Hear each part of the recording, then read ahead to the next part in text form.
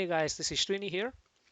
Consider this video to be part two of my series where I'm talking about loading this COVID-19 dataset and analyzing the data. Now, in the previous tutorial, we loaded an actively maintained dataset, and we'll do the same even today. So if you haven't watched the previous tutorial, that's fine. I still encourage you to go back and watch my previous video, but I'm going to cover part of it in this tutorial anyway.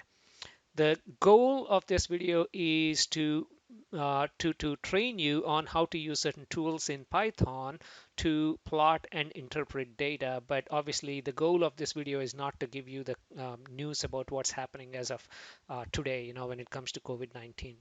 In fact, that news is very depressing, but you can get up-to-date news from many, many other sources online. So let's go ahead and focus on using Python to plot, to handle this data and plot it. Okay, so let's jump into our Spider interface that we use for Python coding. And let me go ahead and copy the first few lines from the previous tutorial, and I'll explain line by line in case you haven't watched the previous one or in case you're very, very new to Python. So here is our Spider IDE, and as usual on the left hand side, this is where we are going to type our code and look at the results in our Python console, IPython console on the right hand side.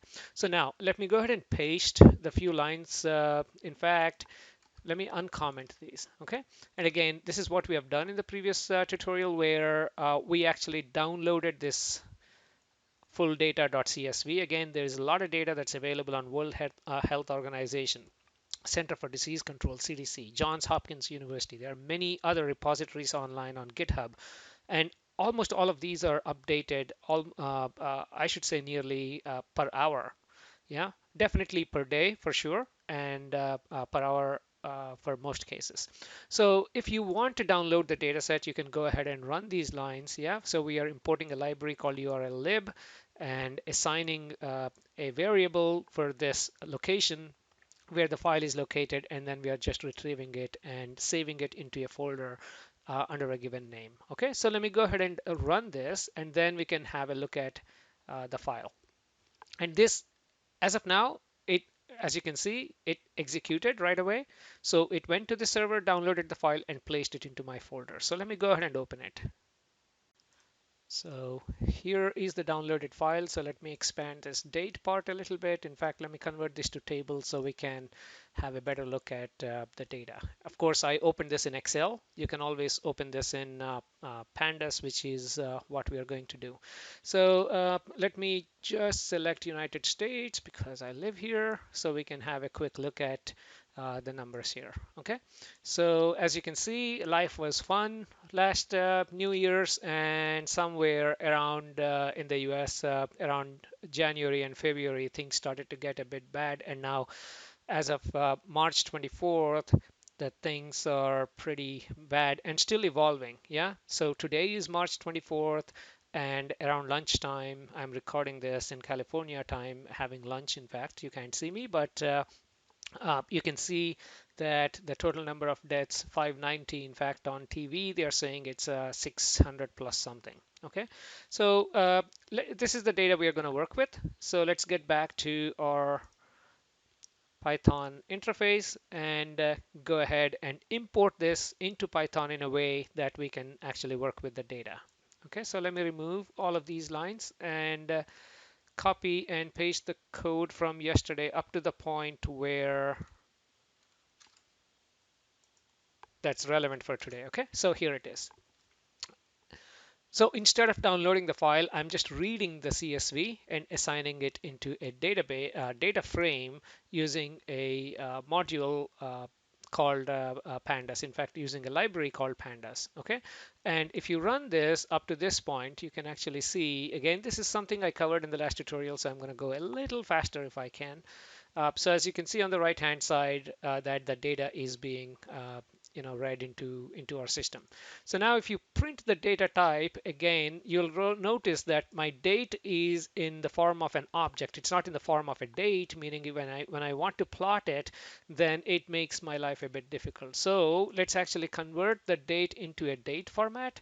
So there are many ways, again, to do that, and this is one way I'm using. And if you look at the right hand side, my date is now not an object anymore. It's actually a date time format. Okay, So this is the stuff I've already covered until yesterday. So far, what do we have? So if you actually, let me go ahead and uh, copy and paste it here, and let's run this. So I'm looking at the first 5 rows of my data frame that I called CVD. Okay, so this is the data frame, and the first this is my column names or date, location, new cases, and so on, and I have all the data here. Okay, so the one thing that we haven't done yesterday is maybe, I mean, in this case, this data is very well maintained, but sometimes, you have some missing information. So it's always good to actually look at, is there any cell, with no values? Okay,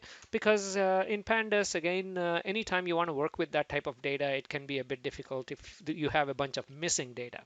Uh, and if you did find some missing data, then you can actually drop that missing data or fill that with something else. That's a different strategy altogether. Let's not get into that discussion. But I'm going to print out to see if there is any null. And as you can see, there is like everything is fine. Okay, so we can go ahead and continue to the next step. Now, one other thing I did not like yesterday, while I was working with this and recording my previous tutorial, was the names of the columns. Okay, I'd like to change the column names from new cases, new deaths, and all of that into something that's a bit more uh, close to, more interpretable. So I'm going to just change the column names. First one to date, second one to, instead of location, country, because in this case we only have countries. We do not have individual territories in China or US or other regions. So I'm going to just change the titles to appropriate values. Again, nothing surprising here. Yeah, I'm just changing the titles. That's it. This again makes it a bit easy for plotting. So that's the reason I'm doing this pre-processing of the data.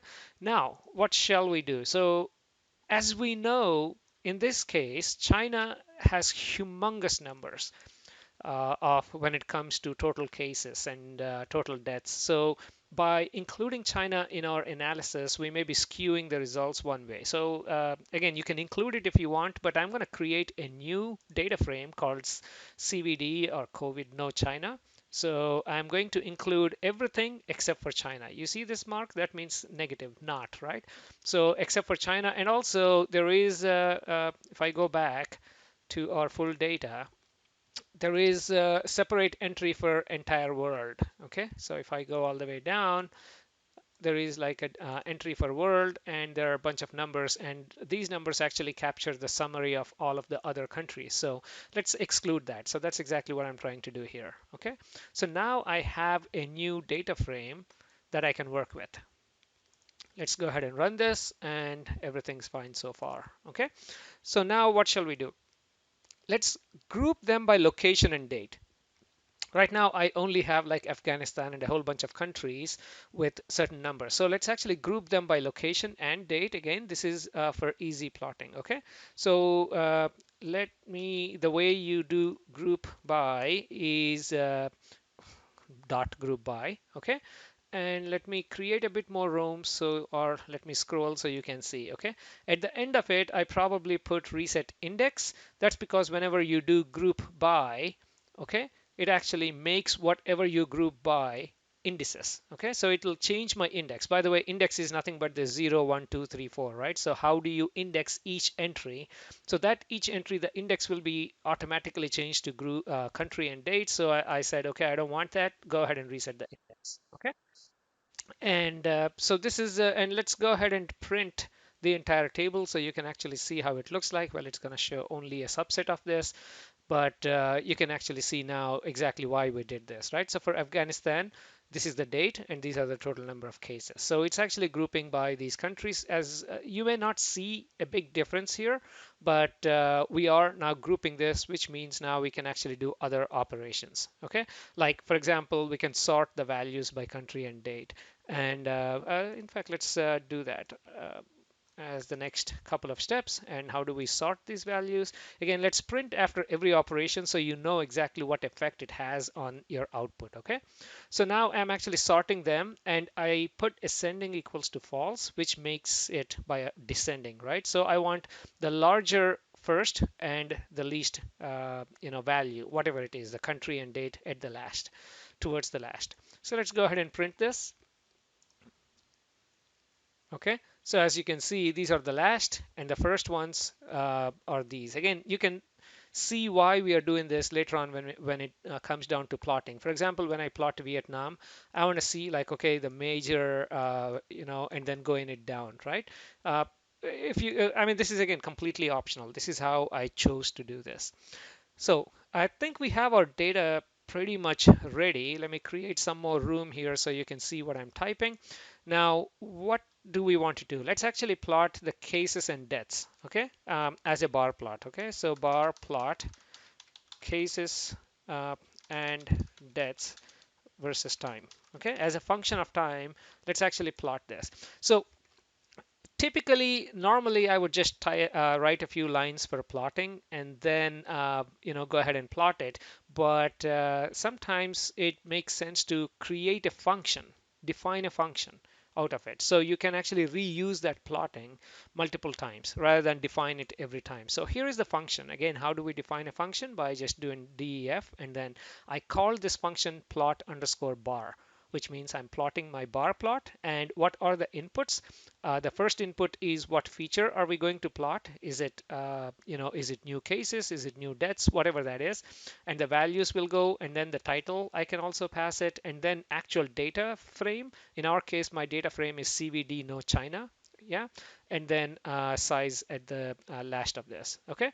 So, uh, so and how is this plot constructed? Again, these are I'm actually doing only one plot. So in my subplots, I have one, and the figure size is, again, you can pass the size of the figure up there. So if you say 3, then my figure would be 12 by 4. Okay. So, and my data frame, again, we are going to sort the values by value as descending. So whatever country has the maximum value, for example, if I'm plotting total deaths, whatever country has maximum deaths is going to be the first one that gets plotted, and it goes down. Otherwise, it can be a bit difficult for us to see. And reset index, again, as we are sorting, let's go ahead and do the reset index. And by the way, let's go ahead and use uh, import Seaborn. I'm not sure if I did that earlier as SNS. Okay. Again, Seaborn is, I did record a couple of videos as part of my tutorial earlier, one of my previous tutorials. But again, just to give you a quick idea, Seaborn is one of the libraries that I personally like for plotting because it gives a bit more flexibility. In the backend, it's going to use matplotlib anyway. Okay, so that's exactly what we are going to use here, SNS, importing Seaborn, and we are going to do bar plot. And let's actually do 10 countries. Okay, so from 0 to 10, meaning descending, everything starting from 0 to 10, and the title of the plot would be whatever number of, from, let's say new total cases. Okay, highest to 10 values, and then we're going to show the plot. That's it. So this is a function for a bar plot. And then let me actually uh, copy it 3 more lines. Again, I'll make this code available, so don't worry. uh, and first, I'm going to create a new data frame called filtered CVD no China. And why is it filtered? Because I'm going to drop any duplicates. I saw a couple of duplicates in the data frame, in the data set. So, and by the way, for each of these plots, I actually looked at a few blogs online where people showed some of this data, and I took that as inspiration and then showing it accordingly. Okay. So it's none of this is my original innovation. Everything is I'm reading blogs and I'm like, wow, this looks good. And how can we do this in Python? And sometimes they have examples and sometimes not, but that's exactly what I'm doing here. So we are creating a subset country. And by the way, what keep first means if there is a duplicate, what to do with the duplicate. Yeah. So only keep the first one, drop the others. That's exactly what I'm doing here. And we are going to plot bar, which is calling this function. And the country is the first one. Okay. And total cases is my value that I'm going to plot. The title, the third argument that we have to give, is total cases in the world except China. And then what is it? What data frame that we are going to use? Filtered CVD no China, right? And my size of the plot is 4. Okay. And I'm plotting both total cases and total deaths. So let's go ahead and plot this and have a quick look at the data. Okay, there you go. So let's zoom on to this. And you can see, unfortunately, Italy has a lot of cases. Uh, I think it even surpassed China. But anyway, we are not plotting China, but Italy, of all the countries that are remaining, number one, number two, United States, Spain, Germany, Iran, France, and everything. It'd be, if you want, you can do other things like, okay, what is the population of Italy, United States, and everything. And then you can see what is the per capita total cases, what is the per capita total deaths as normalizing it to the total population. So you can do all that kind of studies if you really want to understand how bad or good the situation is based on the country that you're residing. In terms of total number of deaths, again, even though, as you can see, United States has a lot of total cases, luckily in terms of total deaths, it's still not as bad as some of the other countries, which is a very sad situation. Again, if you look at Italy, again, we know that it's almost looks like 10%, right? Based on this. And then comes Spain, Iran, France, and United States. Now, if this thing continues the next few weeks where the hospital system gets a bit overwhelmed, this death rate may increase, which is the worst case scenario. Okay, so now what do we do? What else can we look at? So let's actually look at the entire world of total cases versus what shall we do? Total cases versus total cases and total deaths. Okay, let's just plot both. So I have a bunch of code written and I'm trying to figure out which one shall we do. So there you go. So let's actually plot world aggregate. Okay, again, what am I doing here? Defining the plot size, figure size. Okay, and then total case and total deaths. Okay, what is my x value? X value is nothing but our date. Remember, we changed our titles to date and total cases. And my y value and where is the data coming from. Again, I called it df, but then of course when we are calling this function we have to give the actual name of the data frame, which is cvd no China. That's what we are using right now. Okay, everything else is basically, yeah, what type of plot. This time let's do a line plot because bar doesn't make much sense to represent this type of data set. Okay, and again, we are resetting the index. Like I mentioned earlier, whenever you do group by, it changes the index. So let's reset the index and let's go ahead and plot this. Okay. So as you can again see here, the this is again a pretty bad situation. Total cases are increasing almost in an exponential fashion. The total deaths are also increasing. They started to increase right now. Again, you can plot this in a log scale if you want, just by saying log equals to true, yeah, for these line plots to actually bring them. In fact, I think for the next one, let's go ahead and do that. So this is the total world, but of course we all care about what's happening in our neighborhood. So let's go ahead and actually plot it for our own individual countries. In fact, let me select a few countries. Uh, what shall we do? So let me copy this part of the code. Okay, so here. So now I created another function called aggregate countries. Again, here it's total world aggregate. Here it is aggregate countries, which means now I have to give an input for countries. And I'm going to define a list down here where I can actually select what countries. Okay, you can add any number of countries to this. It doesn't matter. I just added a few of the top countries here based on the plot earlier. And let's actually plot uh, everything else is pretty much the same as the previous code up there. The only other thing that we added is for these countries, okay, we are going to create a new data frame for these countries and for dates that are later than February 15th. Okay, before that, not much is happening, right? I mean, before February 15th, it's almost like a horizontal line other than China. So after February 15th, a lot of things started to happen. So let's actually only look at dates that are after February 15th. So, but now we need to call the function. So let's go ahead and call this function right there. Okay, so let me go ahead and print it. Paste it here. So I'm going to call this function plot aggregate countries, which is up here. And again, what's my data frame? CVD country aggregate. Okay, so that's what we have created here. Okay, country aggregate. And again, every time you want to plot, it's always a good idea to aggregate and sort data the way that makes the most sense. Yeah, it makes the plotting easy. Otherwise, you may have to end up writing a bunch of more lines, for plotting just to handle the data. So we're doing this for all the countries that we selected, and now the case type is total cases, and again the plot size. Okay, so let's go ahead and plot from run the code until this point and have a look at the right hand side again. So let me expand this a little bit so we can see, I mean, a bunch of countries down here. You can see how United States, France, and Spain are growing, and Italy is already above 6,000 in terms of total deaths. Yeah, and United States is below 1,000, but again, like we saw earlier, it's somewhere around 590, almost reaching 600. I mean, today I know it crossed 600. Uh, and here, this is total cases, not just deaths, but total cases. Again, Italy above 60,000. United States is fast approaching Italy, given the population that United States actually has and population density in cities like New York and LA, San Francisco.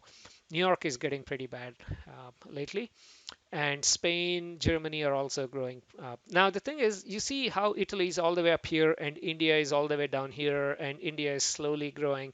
And same here, luckily India is very down here. Hopefully, you don't see as much, but who knows? So to bring everything into the same level, let's actually do a let's only look at the total cases for now, and let's actually do a logarithmic plot. And the way you do that is basically is log equals to true. That's it.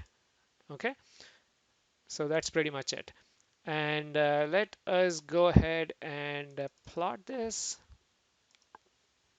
So that's why I love Seaborn. It makes plotting very easy. Matplotlib is also okay, but Seaborn, it actually generates eye appealing informative plots, so that's why I like it.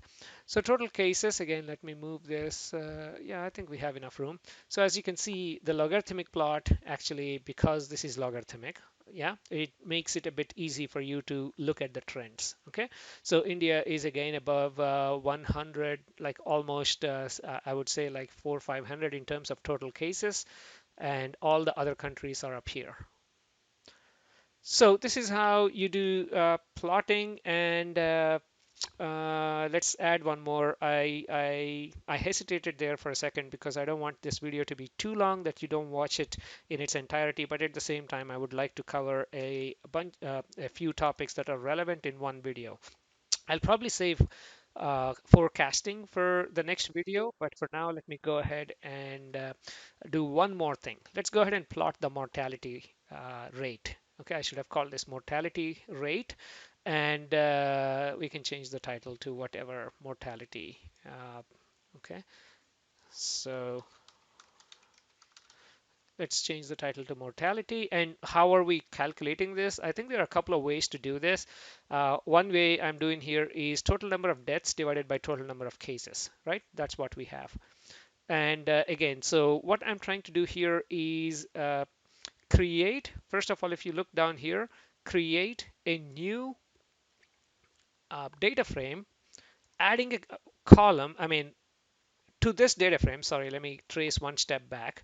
We already have a data frame, let's say, and then we are actually adding an additional column called mortality. That's our cases. And then it's filling that column with values by executing this formula. Okay, so maybe I'm completely zoomed in. Let me zoom out one step so you can see this. You can see this in its entirety. I'm sorry about this. So let me move this to the right. So all we're doing is in this data frame, look at, fill this with this equation, yeah, which is look at the column value at total deaths, look at the value at total cases, divide this, and then multiply the whole thing by 100. So we get a percentage mortality rate, okay? And then we are just plotting it. And this part hopefully should be pretty straightforward to you. Yeah, this is nothing but formatting how to plot it. So let's go ahead and look at these. And again, let me create a bit of space on the right-hand side so you can see this clearly. Did I run the entire code? Uh, oh yeah, probably. I meant to run only the last part, but here you can see the mortality rate over here. Okay, so as you can see, the total overall mortality rate seems to be above 4%. Okay, for this COVID-19, which is pretty bad. I mean, for every 100%, 100 people, if 4 people are dying, that is not a good situation. Okay, for other diseases like especially flu-based, I heard the mortality rate is below 1%. So this is how you can actually go ahead and import your data from any reliable source that's being updated constantly, and go ahead and extract the information. In fact, you can, like I mentioned earlier, you can actually pick one country and then do a lot more studies. By adding other information from other data sources. In fact, you can also import the geolocations, like for this table, for each country on average, you can actually add the central location like geolocation, and you can do heat maps, for example. Okay, so again, that's all beyond the scope of this tutorial, but I hope you learned something from this tutorial. And if you like my these type of tutorials, go ahead and subscribe to my channel. It's called Python for microscopists. Of course, the main focus is on image processing, but data analysis is also part of the scientific process. You don't just collect images and forget, right? So that's the reason why I'm collecting these, creating these videos. So please subscribe to my channel, and in the next video, I'm gonna continue this topic by actually talking about forecasting. How many total cases or how many deaths can we expect in the next day or the day after. Thank you very much.